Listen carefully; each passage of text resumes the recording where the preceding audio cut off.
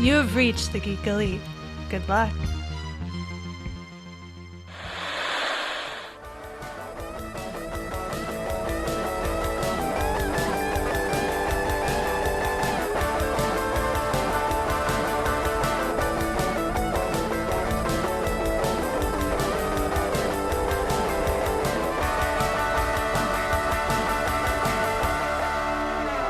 Welcome, everybody, to We Have Issues, Geek Elite Media show that's about everything literary. Books, comic books, webcomics, manga, and everything else you might be reading.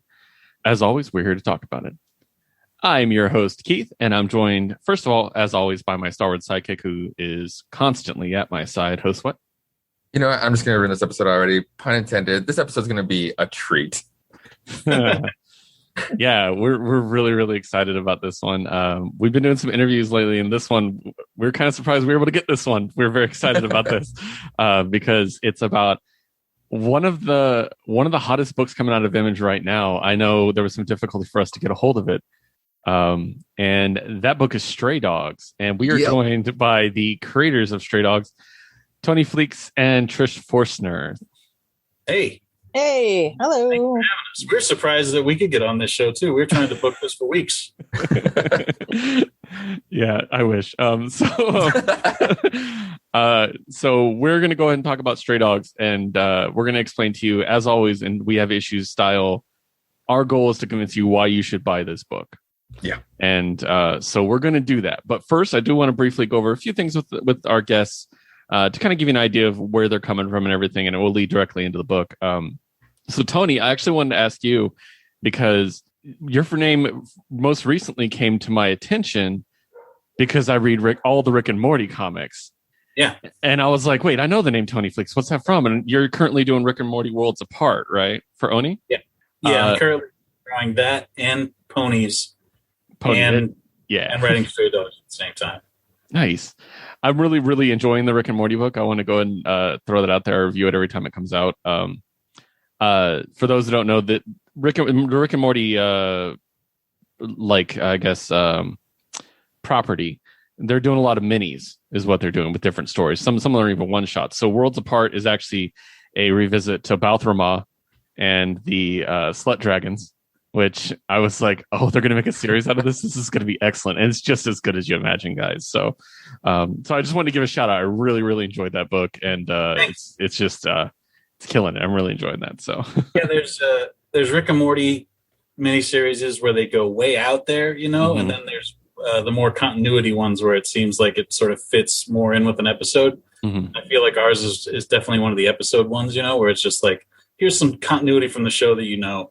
We'll go a little further with these characters and then introduce some new characters. So like it's got the Slut Dragons, but we got to make up new Slut Dragons and who's the enemies of the Slut Dragons. And so it was just like all kinds of fun stuff. And then just like a ton of drawing Morty's other grandpa. Yeah. Leonard, who's a creepy little guy. Yeah, that's great. And that's one of the things I said once I started reviewing this series was, this feels like part of the series. It doesn't feel like, because they've done a lot of one shots where they focus on, say, Bird Person or Jaguar, which is a lot of fun. But this one, I'm like, this feels like an actual Rick and Morty story, which I really enjoyed. So, but I had to give a shout out to that and tell everybody, if you like Rick and Morty, it's a really great one to pick up. And then Trish, I want to ask you a little bit, because you've worked on My Little Pony, and it, like you both have from what Tony was saying. So I know you have kind of limited comics experience. From what I could see, at least. How was it working with My Little Pony? Because we talked very briefly before we started about the ponies and about different IPs like that. So how was it like starting with like an existing IP like that and something that you seem to genuinely actually care about? Well, that's actually like when I started in comics, or when I first envisioned ever drawing for a comic, that's pretty much what I thought of, was I would work on an IP. I would work on someone else's thing. And as someone who's more geared toward animation, you're looking at character models, you're looking at, how a character acts and behaves, for the property. That's what I was focused on, like pretty much the whole time. You're trying to make that character fit into their brand, and that's what I always thought I would be doing. Working on your own thing is it's liberating, and kind of, terrifying in a way, because it's undefined already. Like I think it's interesting and really cool at the same time, but yeah, working with My Little Pony has been awesome. And I mean, that wasn't like, I didn't have aspirations of working on My Little Pony. It was just, what I was focused on at the time. I met, I had submitted too for My Little Pony like many times through IDW's site and everything, and I got a high five from Sarah Richard, and she put my stuff in front of an editor, and then I got to do some covers, and it was fantastic. So I started doing covers. Then I did a couple of little interior one-shot little stories, and then I got to do a full issue. It was fantastic. And while I was doing those things, I was learning from Tony and working with stray dogs. So I used that knowledge to go directly into My Little Pony. It was just, they were both working at the same time. Oh, gotcha. So I want to ask you both, the pony fandom obviously there's obviously the really outspoken ones, the bronies. That's the one anyone talks about, but what they don't talk about is there's a really passionate fandom behind it besides bronies, and it's very important to a lot of young girls especially. And so, like, was that like a lot of did you get a lot of feedback from the fandom? Because a lot of people work on ponies, the voice actors, etc. They have really positive things to say about the fandom, and it seems like, other than some outliers, which every fandom has, they seem like a really positive, inclusive group. So I was wondering if you can talk a bit about the fandom for that before we move on to Stray Dogs. Well, funny enough, I mean, I worked for BronyCon, the biggest brony convention, for 7 years. And, Nice. I worked on their design team as the art director. And the fandom is crazy. It runs all of it. Yeah. They're great, accepting, partiers. They, some people just want to come and talk about the comics. Some people want to come and talk about the show and sing the songs. It's fantastic. I don't know if you've ever been to a BronyCon, but when the world comes back to normal, you should try it. It's great. You know what? I might take you up on that. I mean, it definitely looks like they have a lot of fun.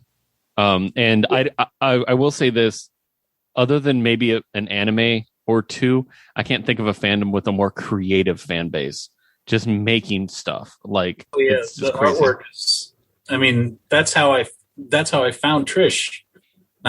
Is like she had done My Little Pony artwork that I'd seen, and I was always just like, there's all these fan artists that you're just like, well, they're better, because like I started working on the pony property before I had even like known about the fandom, or really before I'd seen too much of the show. Like, it was just a job that I got. And then, so I started working on it, and then I would just see all these artists that are just like 10 times better than any of us who made the comics. And I'm just like, where are these people at? Like, where are they coming from? And then, do I have to be afraid that they're coming for me? And I met Trish at a convention. She was one of those artists that I took note of. That I was just like, oh, this person does like the A+ version of this stuff, Yeah. Yeah. That's awesome. And yeah. not just that stuff, other stuff too. Like, it was not just My Little Pony. Like, I had a bunch of stuff out there. I was putting other stuff out on my table too during BronyCon. Like, come buy my sketchbook and buy this thing that has other drawings in it. Gotta respect the hustle, definitely. So I just wanted to kind of, because I mean, as I said, a lot of fandoms get a bad rep for the worst people in the fandom, and so I know that the My Little Pony fandom is actually really positive and inclusive and like loving like group. So I mean, the last BronyCon was a statement to that. Like, everybody was just so excited to see each other. It was like a celebration. It's great. So never been, but I followed pretty closely. They're great. They're like just great people. Like just a lot of positivity. So that takes me on to the book we're here to talk about. And I want to talk about My Little Pony a bit beforehand, because I need to talk to you guys about how we went from My Little Pony to Stray Dogs. Please. Because artistically I can see where we came from, but what was the drive to tell this kind of story, I guess? We'll start with Tony, I guess. Well, like I said, like I hadn't been deep in My Little Pony before I started working on My Little Pony. Right. So it's not like I was taking a huge leap from like being just like a full children's comic author at heart into making a more adult work. Like I had made more adult work beforehand, and I just sort of have been working on My Little Pony for a long time. So I have like that's my job, you know? Yeah. And it's not something I'm like struggling to get out of or anything, but it's just like, oh, I have this other side too. But so I've always been a fan of like horror fiction, horror comics, and horror movies. And this idea for Stray Dogs sort of came from having an idea about that sort of thing, and then also having this background drawing these animal comics for, at the time, like 6-7 years, where I just sort of like spent a good chunk of my life dealing with anthropomorphic animals. And sort of like when I had this idea, it was something that wouldn't have come to me if I hadn't spent so much time doing talking animals, it wouldn't have occurred. Like maybe I would have told the same story, but telling it from the perspective of the dogs wouldn't have occurred to me if I hadn't spent all this time telling stories from the perspective of ponies. That makes sense. Trish, what about you? I'm assuming, Tony, you approached Trish for the project, or yeah. So what did you think? Like he's like, hey, I got this, pretty suspenseful thriller starring talking dogs. So. Well, first of all, yes. I mean, yeah. He approached me at BronyCon, was it 2018, right? Yeah. I go over to his table, he tells me the story, and after I finished picking my jaw up off the floor because it was just so awesome, I was like immediately in. And it wasn't because, drawing My Little Ponies was like hindering me. I found that, we were already drawing quadrupeds anyway. It was just easy. Yeah. But I could draw other things anyway. I could draw other stuff already. So it was just really easy for me to pick it up and move it along. Some folk, when they draw My Little Pony stuff, and in the fandom, some of the artists, that's kind of all they draw. That's kind of like their little corner that's My Little Pony. And, if you go outside of that, you haven't practiced that. I started drawing other stuff first. My Little Pony just kind of came into it from there. Yeah. So at this point, I want to go ahead and just give our audience an idea of what we're talking about. So about Stray Dogs, because hopefully you've listened to our episodes before and you've heard full reviews of the first 2 issues. But if not, Stray Dogs is published by Image, and it is a book about a group of talking dogs. By talking dogs, I mean they can understand each other, not to humans, that is.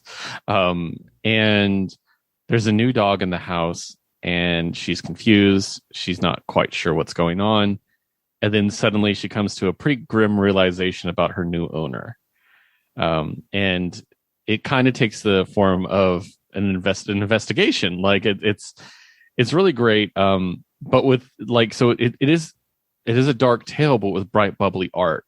And it's a really great juxtaposition, I would say, of the two. And just to give a quick background about the two of us, me and Josue, when we buy new comics each week, we don't always buy the same books because it's expensive. So one of us will review something, and if the other really likes it, we'll buy it the next week. Josue picked up Stray Dogs, not myself, and he reviewed it, and I'm like, this sounds really good. And so he had a week on me. He got like first printing and everything like that. It sold out so quick I had to get second printing and variants. Yeah. Thank you. So that's kind of like a summary of what to expect, guys. And we would highly recommend you pick it up. I think pretty much anyone who listens to our show, it's going to be right up your alley, especially if you like the art. And that goes to me with the art. I did want to ask you about it, Trish. I keep seeing online that comparing it to the golden age of animation, or the Renaissance, I should say. Like Marvel, or not Marvel, Disney, and specifically like Don Bluth, I keep seeing come up.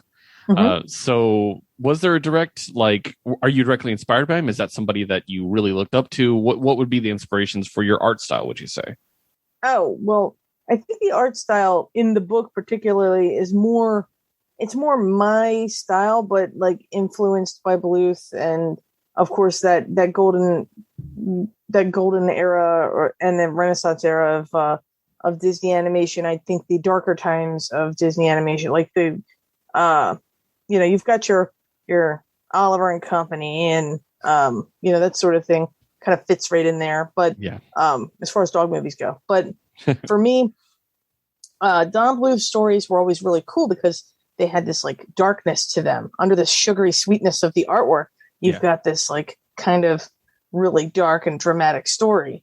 And that's kind of that's how it was pitched to me anyway. It was, think of All Dogs Go to Heaven, how contrasting the heaven and hell scenarios are. And they have a scene in hell, and it's just like a little kid is watching this and sees that and is probably terrified. But then you've got this dog, and it makes it so much more palatable, The only copium in that movie is how good that pizza is. How good that pizza looks. Pizza looks really That's super heavy. It's so dark. We that's how it was pitched to me. And Don Bluth has always been a huge inspiration in my artwork. And I mean, I just love it so much. I don't know if you can see, but I have. You can. The listeners can't see, but you can see. There's an animation cell from The Secret of Nim, which is my jam. Secret Nim is great. One of my favorite panels that you did is when they're rummaging through the master stuff, and then she pops out and she says, like, when I find it, like that determination, but she looks super cute. Like, such a great panel. So yeah, I know it when I find it. It's so good. Yeah. No, definitely. I love that panel. I love the fact that you bring up Oliver and Company, because as soon as I ask that question, I'm looking down and I'm seeing a picture of Rusty. I'm like, oh, this looks like Oliver and Company, and I love Oliver and Company.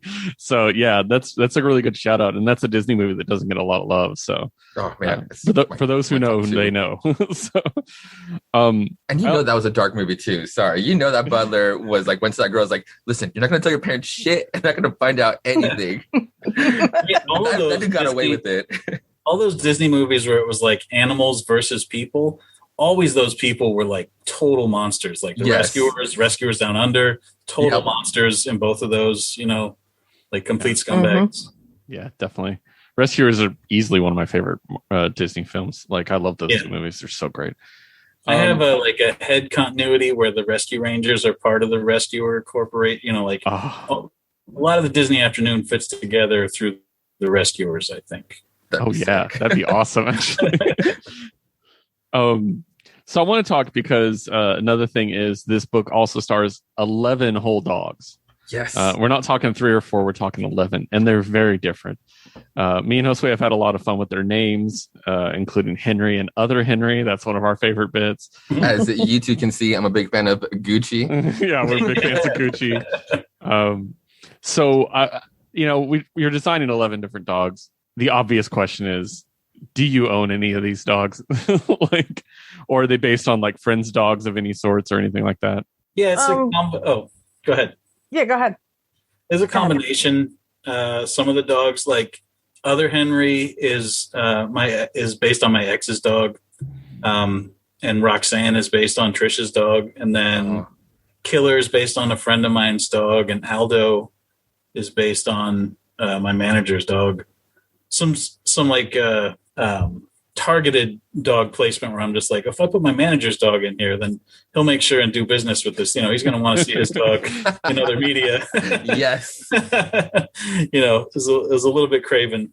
But then a lot of the dogs are just like, Gucci was one where it was just like, well, we definitely want to have a Chinese crested in there. Awesome. And like Imogene's, like we want to have one of those gigantic mastiffs in there. Yeah, totally. And then Earl is like a classic, both Rusty and Earl. I did the poodle. Like, I figured out the poodle. The which one? The poodle.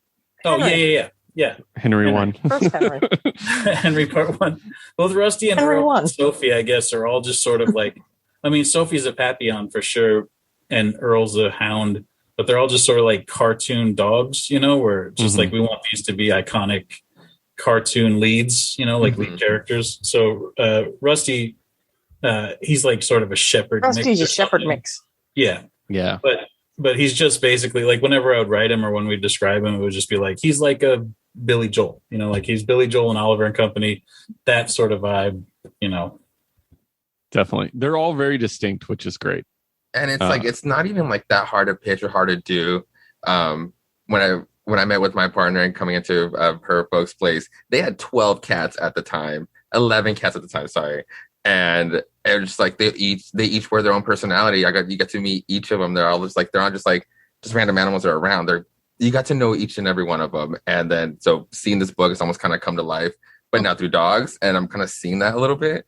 No, I love it. It's super cool just having such a full cast. And that's something that Trish is really great at.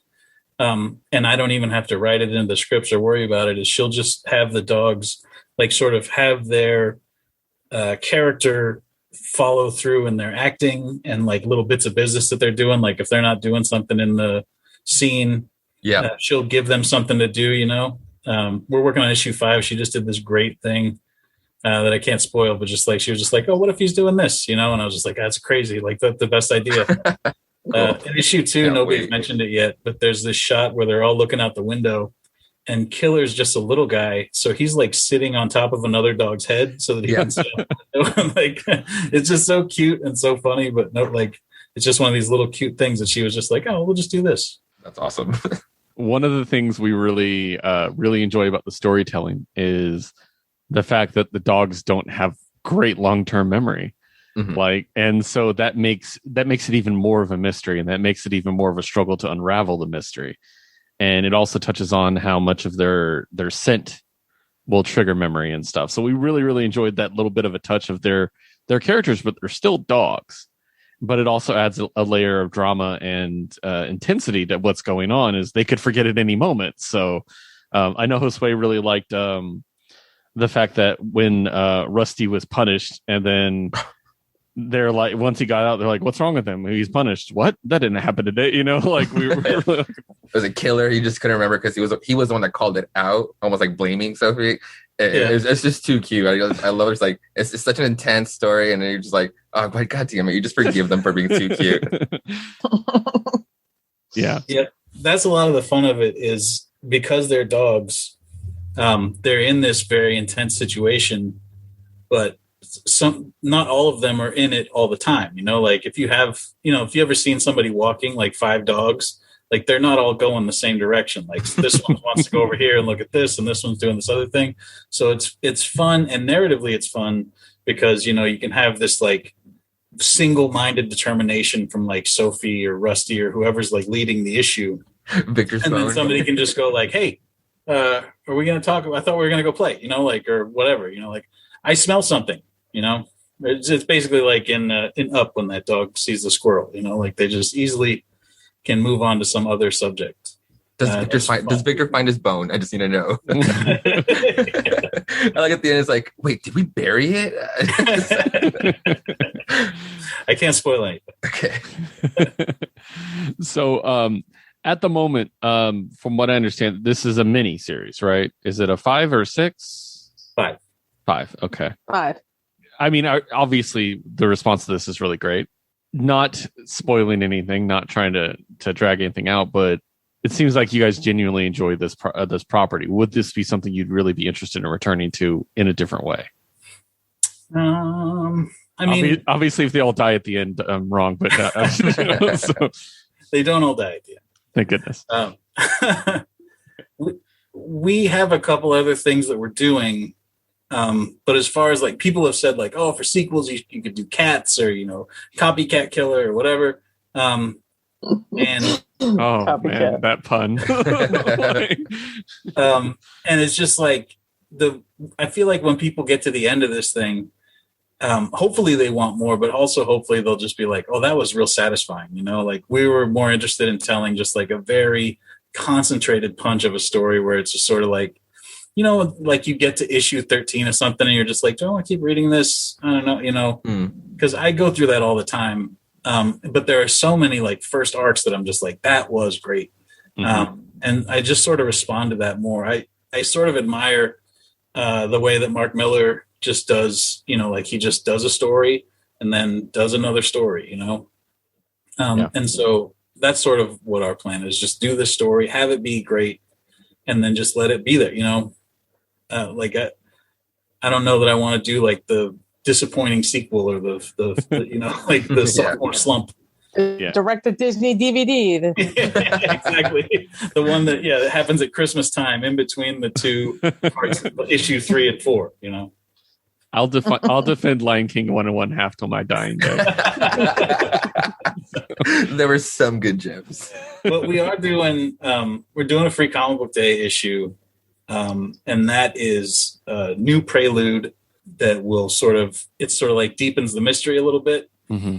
And set something up that happens like further down the series. It's sort of, I mean, I don't want to give too much away, but like something, it sets something up that pays off later, but also it just sort of like is like this intro that's like, oh, something creepy's going on here.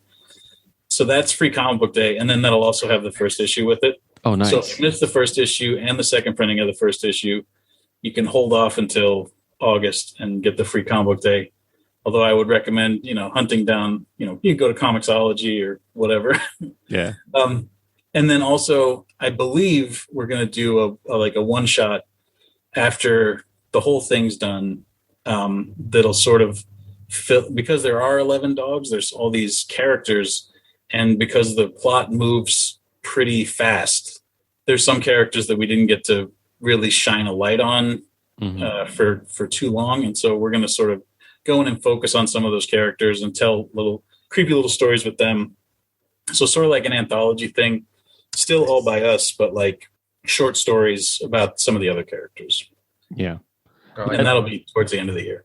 Yeah. That's like what you said. Yeah. Just to keep concentrate on the first arc. I really like that. One thing me and Josue talk about with a lot of minis was the mini great on its own and can end there?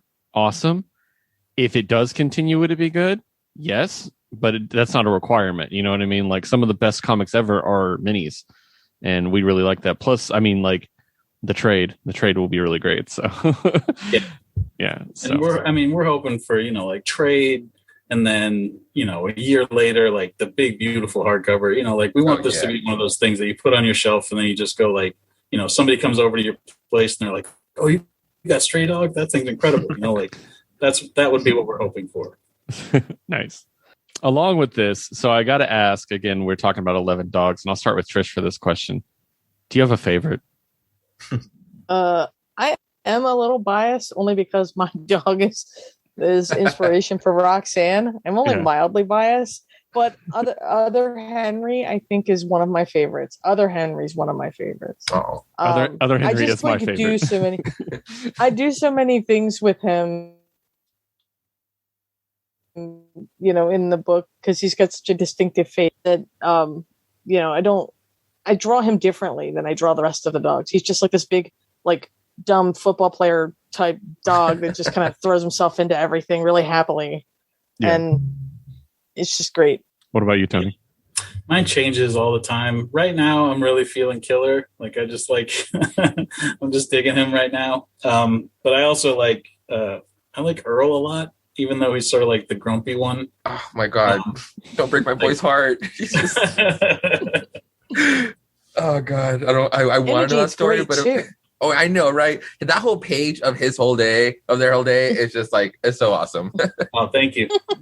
Yeah, that was there's a page where it transitions from day to night, just Imogene in the same spot, and the day goes on around her because she's like just a person that is on the couch, like she just chills. Mm-hmm. And that was something when we were originally conceiving of the comic, that was like one of the first things I thought of was just like, well, there's this character that never moves. We should just have a whole page where she just stays in the same spot the whole time. I love her eye roll when she's like when the other two are just walking by. She's like, here we go. Yeah, Trish killed it. And then that's a page that Brad Simpson really killed too, the colorist, because I just told him, like this page, it's like 1 o'clock. This panel is 3 o'clock. Here it's 6 o'clock. And he just went and did it. Looks great. That's the other thing. I wanted to give you guys a chance to shout out the rest of the creative team, of course, if you wanted to. I know Brad does the coloring, and I don't have it in front of me. Tone. Thank you. Tone does does the layouts, and then Lauren. Lauren does the flatter. Yeah, Lauren's the flatter. Yeah. And then there's another Lauren who did our logo and design. And then Gabby does our pre-press. Lauren Perry, Lauren Herta, and Gabriella Downey found it. So, awesome. Because we always like to shout out the entire creative team as much as we can. We understand sometimes colorists and letterers don't get the respect they deserve, and we've been trying to make an effort with that. So, yeah, on this book especially, like the colorist really, like we just turned in issue 4 today to Image, and so we just got the last colors in over the weekend. Mm-hmm. And it like we've had this book, like it takes us a long time to put this book together. And so we've had the inks for a long time. Like I've seen the pages over and over and over again, but seeing them in color just this weekend is just like, man, it's really a thing. Like it really looks like what it's supposed to look like, because Brad just does such a good job of like setting the mood. And then we do this thing where the characters are all flat like animation cells and the backgrounds are painted like animation backgrounds. And he's just so good at that, and it just looks so nice, you know. I feel like I'm tooting our own horn in interviews like this, but like the part that I do is whatever. But like I'm just so proud of the work that everybody else does on this book. It's just I'm just so happy and so happy with the way people are receiving it and the way it's coming out. Yeah, just like as an example, Rusty, like. He's beautifully drawn, but that color makes him pop. Like the eye color and the fur color. It's like, yeah, it just makes he's so instantly appealing.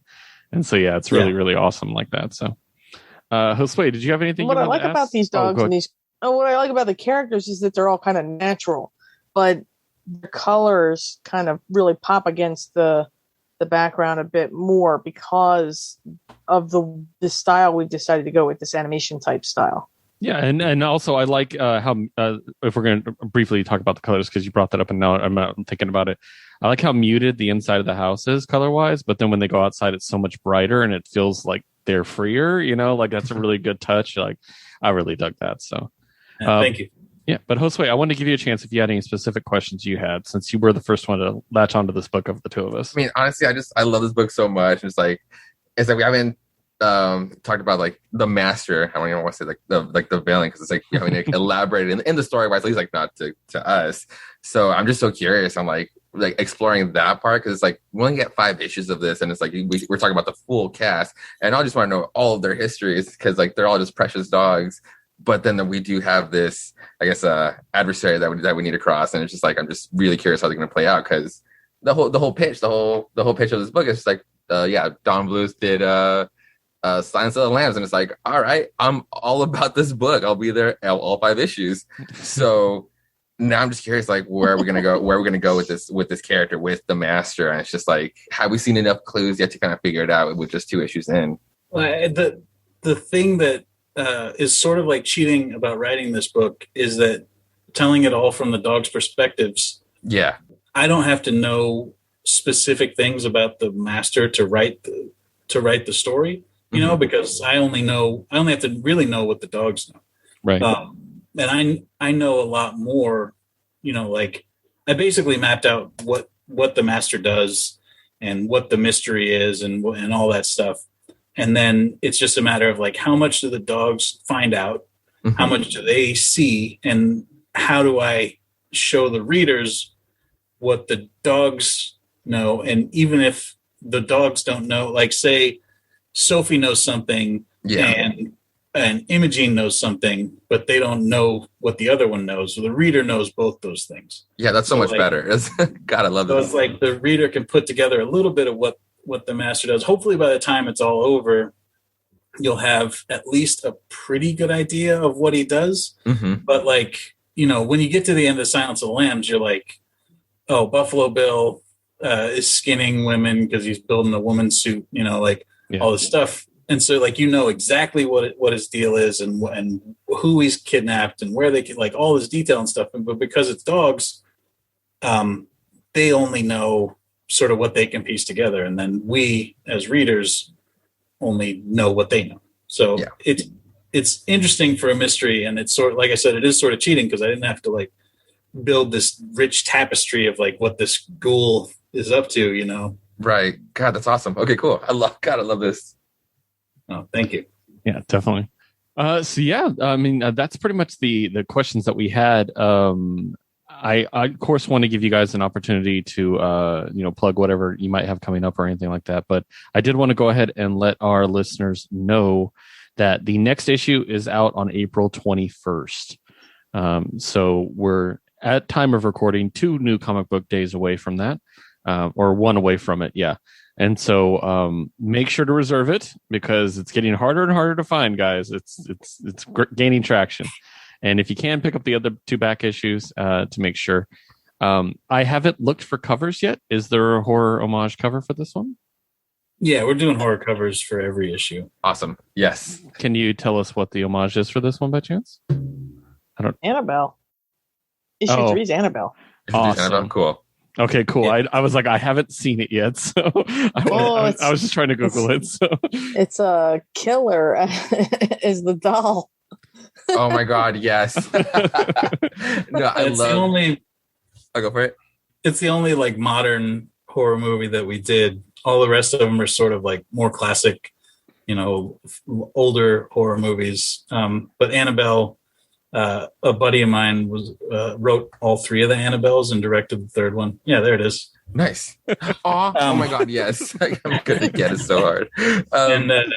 And we sold Stray Dogs to Paramount, and that buddy of mine is producing the Stray Dogs that Paramount's trying to make. So we did that as sort of like a shout out to our buddy who sent us a bunch of money.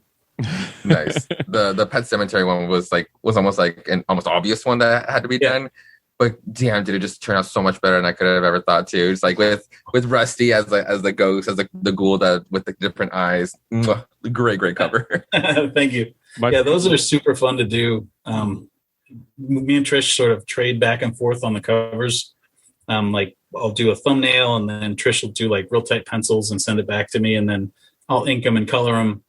And then on the horror ones, I also get to go in and like do all the design and like try to make it as perfect. Like I'll search out the right fonts and like I try to make them as perfect as possible, make them match as close as possible. So that's super fun and like very like process nerdy, where I'm just like, I have to make sure that's not the correct credits font. So I really get to sort of get into my bliss and waste some hours on those. My favorite part of the Pet Cemetery one is the tagline, because on the original it says, "Sometimes dead is better." And this one says, "Sometimes play dead is better." And I was like, that's great. I really enjoyed that. So, but yeah, so guys, you can check them out on Twitter and follow them. They're literally at their name. So at Tony Fleecs and at Trish Forstner. And you can keep up with any updates on there. Of course, keep up with us as we continue to review it. Do you guys have anything else coming up you want to plug? Anything you can talk about? Anything you can subtly tease? I have my part of My Little Pony Transformers 2 coming May. Yes. And cover for My Little Pony Annual, also May. That's where I am. And I've got the last part of the Rick and Morty book that you talked about is coming out. The 3rd issue came out last week. So the last part comes out in 3 weeks now or in a month. That's all finished. That's Rick and Morty Worlds Apart. This week, 3 comics in 3 weeks. I feel really nice about this. You should. I'm not super productive. It's just we worked on all these things all through COVID, so they're all just starting to come out now. Right.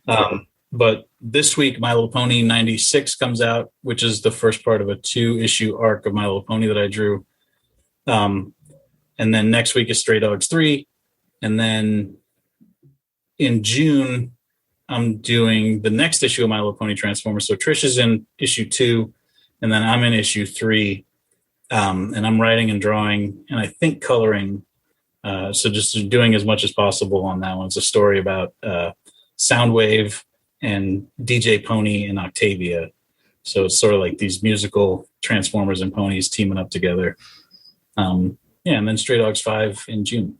Nice. I'm so fascinated by My Little Pony and Transformers. I'm going to have to that book is, as long as I've been working on Stray Dogs, which like we said, we've been plucking away on it since 2018, 2017, maybe. My Little Pony Transformers I've been working on since 2013 2013 at least. Wow.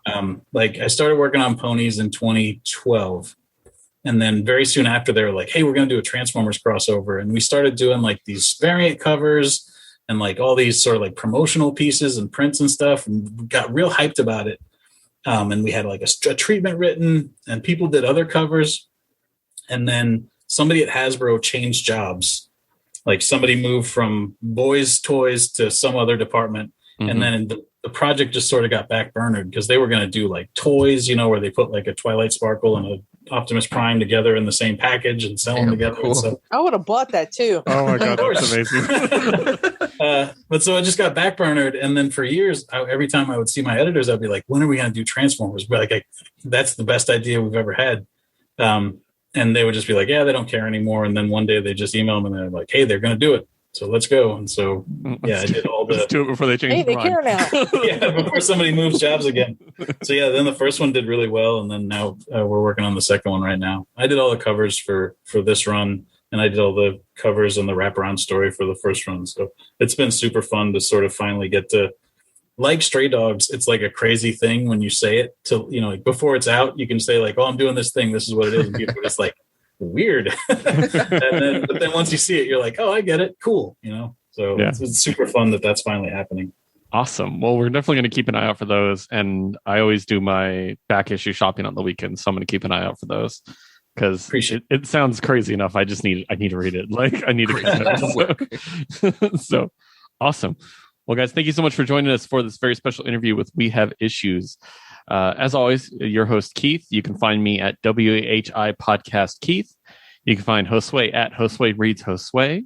You can find our producer / co-host, Liz, at WHI Podcast Liz. You can find the show at WHI Podcast itself. And our sister show, the Jukebox Vertigo, at Jukebox Vertigo. But as always, we thank you so much for joining us. Please pick up Stray Dogs. You will not regret it, I promise you. And as always, remember to geek out. This concludes our broadcast. Beep.